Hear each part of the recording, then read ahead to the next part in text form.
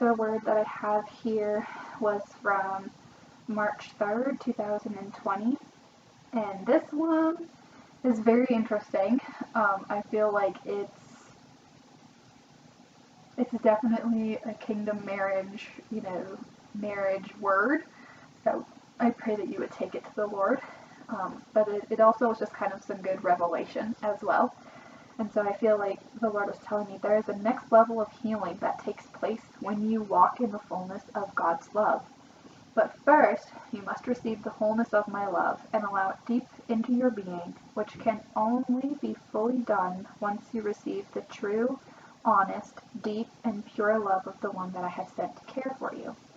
The love that you receive from your holy centered spouse allows my love to flow through you in new ways than you've ever experienced before, healing places that would never have been opened before the intimacy that loving a spouse can bring you.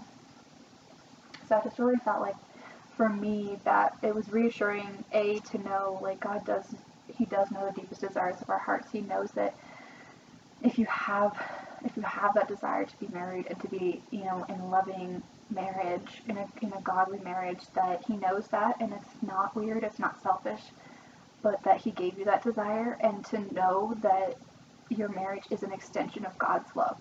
And so if we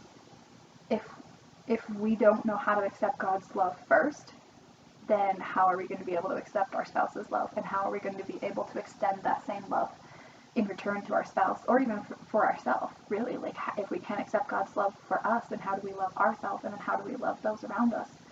So I just really feel like that was an encouraging word, to know that He knows those desires are what we have in our heart, and that He has a plan figured out for us, that